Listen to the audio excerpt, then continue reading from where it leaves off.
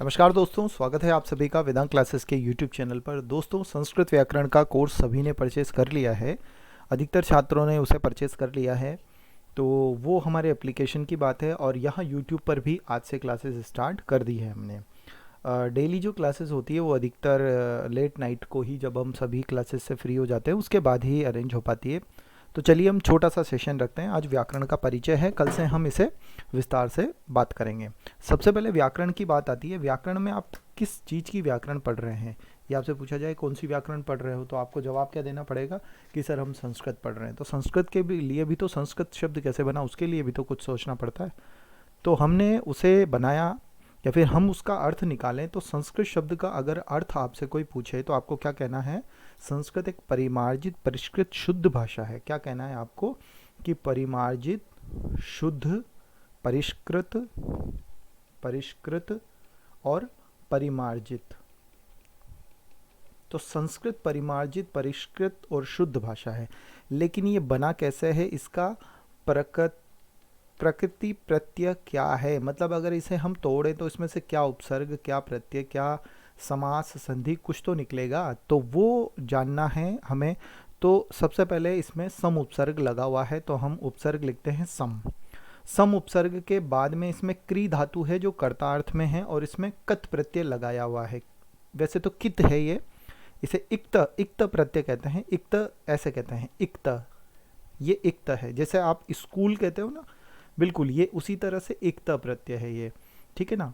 तो ये इक्त प्रत्यय है और इस तरह से ये संस्कृत, ये संस्कृत शब्द बन जाता है। तो सबसे पहली बात हो गई कि संस्कृत शब्द बना। अब हम बात करते हैं कि व्याकरण क्या है। तो व्याकरण एक ऐसा नियम, ऐसे नियम हैं जो शब्दों की रचना हुई, रचना होने के बाद उनको हम कैसे पढ़ेंगे, या उनकी व्युत्पत्ति, व्युत्पत्ति मतलब कौन सा शब्द क्या कहलाएगा, उसके बारे में बताने के लिए व्याकरण आया है। यानी शब्द पहले से थे, व्याकरण ने हमें क्या दिया, मैं आपको बता देता हूँ लिख करके, उससे आपको समझ में आएगा कि व्याकरण शब्द के बारे में अगर हम बात करें तो व्याकरण शब्द एक, व्याकरण खुद एक साधन है। यानी किसी चीज़ को समझने के लिए व्याकरण को हम पढ़ते हैं, यानी व्याकरण हमें उस तक पहुंचाती है। यानी शब्दों को समझने के लिए हमें व्याकरण को रटना पड़ा। तो इसीलिए व्याकरण शब्द कैसे बनेगा, वही इसका आपको प्रकृति प्रत्यय रटना है। अगर आ जाए एग्जाम में तो कैसे आएगा, ऐसे के ऐसे ही लिखा आएगा कि व्याकरण का प्रकृति प्रत्यय व्याकरणम, इस तरह से आता है। तो वी उपसर्ग, ठीक है, और एक आंग उपसर्ग लगा हुआ है। आंग उपसर्ग का केवल आ ही शेष बचता है, ठीक है। उसके बाद इसमें वही क्री धातु है, करण अर्थ में आती है, क्री धातु है। और इसमें ल्युट प्रत्यय लगा हुआ है जो कि नपुंसक लिंग के अर्थ में आता है। और युवोर नाकोश सूत्र से ये जो यु है वो अन में बदल जाता है, इसलिए यहाँ व्याकरणम ऐसा शब्द बना है, ठीक है। तो वो अलग बात है। बाकी आपको ये बिल्कुल ऐसे कैसे लाइन रट लेनी है कि व्याकरण शब्द कैसे बना है। वी उपसर्ग, आंग उपसर्ग, क्री धातु, ल्युट प्रत्यय से ये शब्द बना है, ठीक है। आपसे पूछा जाए कि ये किस लिंग का शब्द है, यानी अगर मुझे व्याकरण के शब्द रूप चलाने हो तो मैं किस रूप में चलाऊंगा, तो मैं व्याकरण के शब्द रूप जो चलाऊंगा वो फल की तरह चलाऊंगा। जैसे चलते ना, फलम फले फलानी, फलम फले फलानी, फलेन फलाभ्याम फलैः, वैसे ही चलाना पड़ेगा। व्याकरणम व्याकरणे व्याकरणानि, व्याकरणम व्याकरणे व्याकरणानि, व्याकरणे व्याकरणे व्याकरणभ्याम व्याकरणे, इस तरह से। तो ये व्याकरणम जो है फल की तरह आपको रूप चलाना है और नपुंसक लिंग की तरह रूप चलेगा। और रूप चलने के कारण इसका रूप कैसा बनेगा, व्याकरणम व्याकरणे व्याकरणानि, इस तरह से रूप बनता है। और व्याकरण जो ग्रंथ है वो करता क्या है, वो एक ऐसा शास्त्र या ऐसा ग्रंथ है जो हमें शब्दों के बारे में बताता है, शब्दों की रचना की बनावट कैसी है। रचना तो हो चुकी है लेकिन उसकी बनावट के बारे में बताया जाता है। नेक्स्ट हम बात करें, व्याकरण जो है वो व्याकरण वेदांग माना जाता है। षड वेदांग है, सभी को पता है। तो व्याकरण को मुख माना गया है, मुखम व्याकरणम स्मृतम, ठीक है। और इसका जो प्रयोजन माना गया है, व्याकरण का प्रयोजन है शब्दों को अनुशासित करना, जिसे कि हम कहते हैं शब्दानुशासनम। क्लियर है? तो चार चीजें मैंने आपको बताई है। व्याकरण कैसे बना शब्द, व्याकरण किस लिंग का शब्द है? व्याकरण वेदांग, ये वेद पुरुष का अंग है जो मुख कहलाता है। और व्याकरण क्यों पढ़ते हैं? शब्दों को अनुशासित करने के लिए। क्लियर है? कहते हैं ना, प्रधान सुषटसु अंगेषु व्याकरणम, उन सभी 6 अंगों में वेदांग जो 6 अंग हैं उसमें व्याकरण सबसे प्रधान है, क्योंकि ये मुख है और मुख से ही बोला जाता है। उसका पूरा सूत्र है, शिक्षा ग्रहणम तु वेदस्य मुखम व्याकरणम स्मृतम ज्योतिषाम नयनम निरुक्तम श्रोतम उच्यते छंदः पादतु वेदस्य हस्तो कल्पो पठ्य। इस तरह से 6 पूरे अंग हैं। ठीक है। अगर आपसे पूछे कि ये जो प्रयोजन है शब्दानुशासन, वो किसने बताए हैं, तो ये बताए गए हैं महाभाष्य के अनुसार। क्लियर है? और वैसे तो प्रयोजन जो है, ये जो प्रयोजन लिखा हुआ है, ये प्रयोजन वैसे तो 5 प्रकार के होते हैं व्याकरण पढ़ने के। कौन से? रक्षा, ऊह, आगम, लघु, असंदेह। लघु असंदेह, ये 5 इसके कारण हैं क्यों पढ़ते हैं हम। रक्षा, किसी ग्रंथ की रक्षा करने के लिए। ऊह, आगम, उसमें कोई कमी न रहे, वो अशुद्ध न रहे, उसे समझने के लिए, उसे छोटा कर सकें, बड़ा कर सकें, और उसके विषय में कोई संदेह ना हो। ठीक है, तो ये प्रयोजन है। इसके बाद अगर हम बात करें कि ये तो हो गई व्याकरण और संस्कृत शब्द की बात। अब हम बात करते हैं भाषा के बारे में। भाषा मतलब ये व्याकरण है, वो तो एक गाड़ी है, एक साधन है। तो इस साधन को हम लेके चल रहे हैं, कहीं हमें पहुंचना है, तो इसे हम कहते हैं ना कि ये कैसे चलती है। तो सबसे पहले अगर हम बात करें भाषा के विषय में, भाषा, तो भाषा क्या चीज़ है, तो आपको बताना है भाष्यते अनया। अनया इसलिए कहा क्योंकि ये स्त्रीलिंग का शब्द है। जैसे लता होता है ना, लता, रमा, इसी तरह से सीता, वैसे ही भाषा। तो भाषा अनिया इसलिए लगाया क्योंकि ये स्त्रीलिंग का शब्द है और साधन के रूप में आता है। ठीक है, अनिया इति भाषा, मतलब जिस साधन से हम बोलते हैं, यानी जिसके द्वारा हम अपने मंतव्यों को दूसरों तक पहुंचाते हैं, वही कहलाती है भाषा। और भाषा क्या है? व्यक्तायाम, व्यक्तायाम, मैं इसे ठीक लिख देता हूँ। ये जो नोट्स हैं, ये नोट्स आपको जैसे मैं पढ़ाऊँगा तो हस्तलिखित नोट्स एप्लीकेशन वाले अलग हैं और ये क्लासरूम वाले नोट्स हैं, तो ये दोनों आपको एप्लीकेशन पे मिल जाएंगे। ठीक है, एक मैं फ्री कोर्स भी लॉन्च कर दूंगा, संस्कृत का बेसिक कोर्स लॉन्च कर दूंगा, तो वो आप उसे फ्री ऑफ कॉस्ट ज्वाइन कर सकते हैं। देखो, कई बच्चे होते हैं जो कोर्स नहीं खरीद पाते हैं, तो उनके लिए ये संस्कृत का बेसिक कोर्स चलता रहेगा, फ्री ऑफ कॉस्ट है, तो ज़रूर ज्वाइन करें। भाई पैसा तो लग नहीं रहा है और ऑथेंटिक ज्ञान आपको मिलने वाला है। ऑथेंटिक मतलब आपको ऑथेंटिक बुक्स से ही पढ़ाई जाएगी, इधर उधर की किताबों से, गाइड से नहीं पढ़ाया जाएगा। क्लियर है? अब हम बात करें कि मतलब ये भाष धातु से बनता है। एक धातु है भाष, और ये कहते हैं हम व्यक्तायाम वाची। अब ये क्या चीज़ है व्यक्तायाम वाची? तो व्यक्तायाम वाची का मतलब है जो व्यक्त रूप में हम जो कथन करते हैं, व्यक्तायाम जो व्यक्त करते हैं, वाची वाणी से जो कथन करते हैं, स्पष्ट जो हम कहते हैं, वो है भाष्य धातु से बना हुआ व्यक्तायाम वाची। यानी अपने मंतव्यों का आप व्यक्त कर रहे हैं वाणी से, वही भाषा है। ध्वनि रूप में ये दो तरह से होती है, या तो ध्वनि में या फिर लिपि रूप में। या तो लिपि रूप में हो सकती है या ध्वनि रूप में हो सकती है। तो भाषा दोनों रूपों में हो सकती है। और एक बात और है, भाषा की निश्चित नियम भी होना जरूरी है। अगर निश्चित नियम भाषा में नहीं है तो वो भाषा वो सही से आगे नहीं बढ़ पाएगी।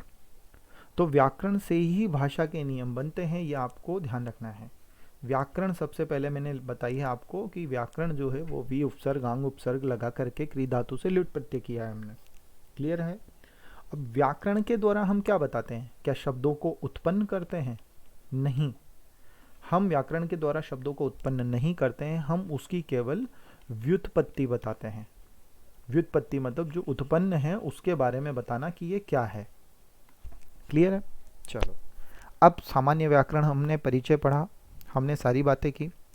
अब हम आगे सीधा चलते हैं कि व्याकरण की परंपरा कैसे चली, व्याकरण में किसने क्या कहा होगा सबसे पहले, ये किताब कैसे बनी, इसके बारे में हम बात करते हैं।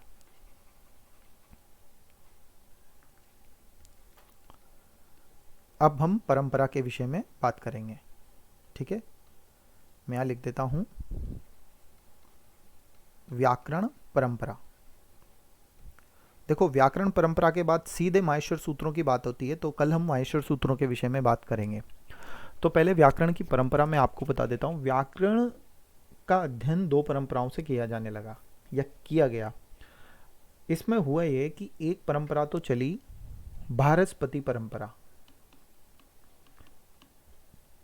बृहस्पति परंपरा क्यों? क्योंकि ये बृहस्पति ऋषि के नाम से चली, उन्होंने इसे शुरू किया इसीलिए। और एक चली माहेश्वरी परंपरा, माहेश्वर परंपरा, परंपरा, ठीक है। दोनों का ब्रीफ में मैं बता दूंगा आपको, यहीं पे समझ में आ जाएगा। देखो क्या होता है कि सबसे पहले ब्रह्मा जी सोर्स हैं हर चीज का। तो ब्रह्मा जी सबसे पहले ज्ञान देते हैं किसे? बृहस्पति जी को। बृहस्पति ज्ञान देते हैं इंद्र को। फिर इंद्र अपने साथियों को, जो बाकी देवता हैं जैसे यम, वरुण, अग्नि, वायु आदि को वो ज्ञान देते हैं, ठीक है। तो ये जो परंपरा है, इसमें कई वर्षों तक बृहस्पति ऋषि ने इंद्र को ज्ञान दिया। तो कई वर्षों तक, यानी हमारे यहाँ एक साल होता है, वहाँ एक दिन है, ऐसे कई वर्ष, वहाँ के कई वर्ष निकल गए। तो प्रॉब्लम ये थी कि यहाँ पे नियम नहीं थे, तो ये बहुत कठिन थी। इसीलिए इस कठिन होने के कारण इस परंपरा को हम किस नाम से जानते हैं? कठिन, यानी कातंत्र परंपरा भी कहते हैं, ठीक है। एक एक शब्द का ज्ञान दिया, एक एक पद का ज्ञान दिया, तो इसे कहते हैं पद परंपरा या शब्द परंपरा। दूसरी चली माहेश्वर परंपरा। माहेश्वर परंपरा में वही ब्रह्मा जी ने माहेश्वर शिव को, और भगवान शंकर ने फिर डमरू वादन किया, और डमरू वादन से फिर वही पाणिनि जी, कात्यायन और पतंजलि, वैसे ही 14 माहेश्वर सूत्र और 3978 सूत्रों की अष्टाध्यायी, ठीक है। लगभग ये 500 BC ईसा पूर्व की बात है, ठीक है। इन्होंने भगवान शंकर की स्तुति की। अब हम बात करते हैं बृहस्पति परंपरा के विषय में। तो बृहस्पति जो परंपरा है, उसके विषय में सामान्य जानकारी में देता हूँ। ये शब्दों से चली, एक एक शब्द को, एक एक पद का पाठ करवाया गया, इसीलिए इसे शब्द परंपरा या पद परंपरा भी हम कह देते हैं। पहली बात ये, प्रथम अध्येता कहा जाता है, प्रथम अध्येता कहा जाएगा। जो अध्येता है वो पढ़ने वाले हैं इंद्र को, और इंद्र ने इसी आधार पे 1,00,000 सूत्रों से युक्त ऐन्द्र व्याकरण की रचना की। ऐन्द्र व्याकरण की रचना कर दी, इसीलिए इंद्र को व्याकरण, प्रथम व्याकरण कहा जाता है। क्या कहा जाता है? प्रथम व्याकरण, प्रथम या प्रथम व्याकरण कहा जाता है, क्योंकि जो व्याकरण का मतलब होता है जो व्याकरण को पढ़ता है। तो प्रथम व्याकरण, व्याकरण नहीं, व्याकरण जो व्याकरण को पढ़ता है, तो इसीलिए इंद्र को प्रथम व्याकरण कहा जाता है। दूसरी बात करें, प्रथम प्रवक्ता। पहली बार देखो, ब्रह्मा जी तो सोर्स हैं, वो कह नहीं रहे हैं, वो सोर्स हैं। तो प्रथम प्रवक्ता के रूप में बृहस्पति, ठीक है ना, बृहस्पति ऋषि को माना जाता है, ठीक है। बाकी फिर इंद्र ने बाकी ज्ञान जो है आगे अग्नि, वरुण इत्यादि को दिया। और ये जो पद हैं, ये शब्द हैं, एक एक साल तक चलते रहे, एक एक शब्द चलता रहा, तो ये बड़ी कठिन हो गई। इसीलिए इसे हम कातंत्र परंपरा भी कहते हैं। कातंत्र मतलब कठिन, क्योंकि नियम तो थे नहीं, ठीक है। पहली परंपरा होने के कारण इसे हम, पहली है इसीलिए हम इसे आदिमा परंपरा या आध्या परंपरा भी हम कह सकते हैं। आध्या मतलब जो शुरुआती है। इसको दूर करने के लिए ही दूसरी आई थी माहेश्वर परंपरा, और माहेश्वर परंपरा में सीधा है, इसे हम नियम परंपरा या सूत्र परंपरा भी कहते हैं। ठीक है, नियम या सूत्र परंपरा भी हम इसे कह देते हैं। ठीक है, अब यहाँ पे सभी नियम सूत्रों के रूप में थे और इन्हीं कारण इन्हें सूत्र परंपरा भी कह दिया गया। तो माहेश्वर सूत्र को सूत्र परंपरा भी कहते हैं, नियम परंपरा भी कहते हैं। 14 माहेश्वर सूत्र है, 3978, उसमें अष्टाध्यायी में सूत्र हैं। 14 माहेश्वर सूत्र लगे, क्लियर है। इसके बाद 350 ईसा पूर्व के समय आए कात्यायन। कात्यायन ने वार्तिक नामक से एक रचना की और वार्तिक में उन्होंने 4000 से 5000 वार्तिक उन्होंने लिखे, लेकिन अभी उपलब्ध कितने हैं? 839, लगभग 836 के आसपास, ये 836 के आसपास ये उपलब्ध है। फिर उसके बाद 220 ईसा पूर्व के आसपास पतंजलि आया और पतंजलि ने महाभाष्य लिखा, और ये जो महाभाष्य है वह व्याख्या में है, और व्याख्या किसकी की गई है? वार्तिक और अष्टाध्यायी की। तो हमें वार्तिक का पता कहाँ से चलता है? पतंजलि के महाभाष्य से। ठीक है, पतंजलि का जो महाभाष्य है उसे हम कहते हैं डेली पाठ करना, कहते हैं ना कि जो डेली पाठ किया गया है भाई उसे क्या कहा जाए? तो जो डेली पढ़ाई की जाती है, ये तो प्रतिदिन आपने पाठ किया। देखो 836 तो यहाँ वार्तिक हैं, तो पतंजलि के कितने वार्तिक हैं? पतंजलि के सूत्र कितने होंगे? तो पतंजलि के सूत्र नहीं है, महाभाष्यों को दिनों में विभक्त किया गया है, इसीलिए इसे कहते हैं हम अहनिक। अहनिक अहनिक कहते हैं। अहनिक, अहन का मतलब होता है दिन। तो जो अहन है, या कहते हैं ना कितने अहनिक है, तो 84 से 85 के लगभग, 84 या 85 ये अहनिक हैं। इतने दिनों में ये पूरा किया गया होगा। क्लियर है? तो चलो एक बार छोटा सा इंट्रोडक्शन जो मैंने पढ़ाया है आपको, एक बार उसे रिवाइज करवा देता हूँ। इसके बाद सीधा इनका पाणिनि जी, कात्यायन, पतंजलि का ये परिचय है, जीवन परिचय, वो आपको पढ़ना होगा।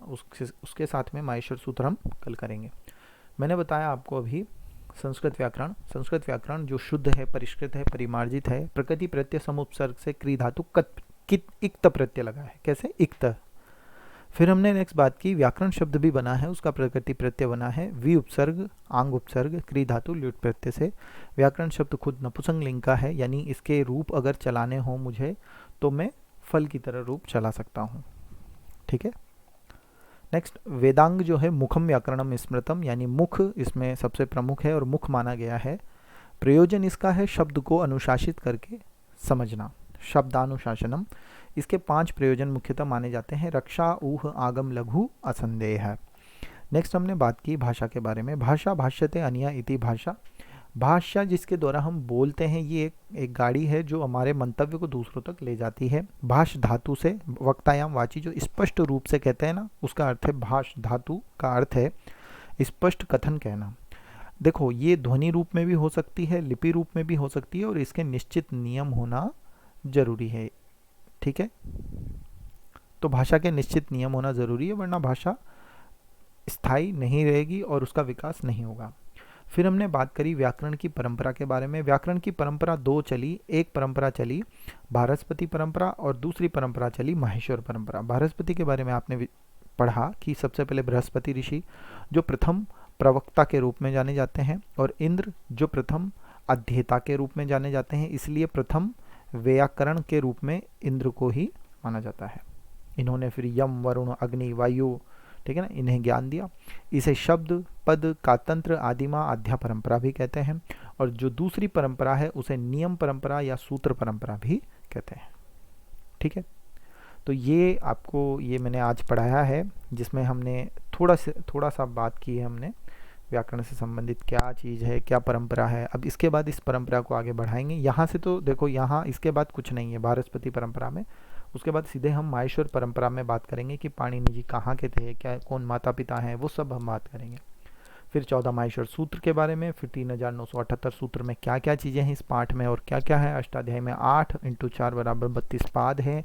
एक को सपाद सपाद सप्त अध्याय यानी 7.25 पद, 7.25 पद कहते हैं, और एक में त्रिपादी, जो असिद्ध हैं उन्हें त्रिपादी कहते हैं। क्लियर है? चलिए दोस्तों, तो जो अगला वीडियो है हमारा वो कल आएगा। मिलते हैं नेक्स्ट वीडियो में। धन्यवाद।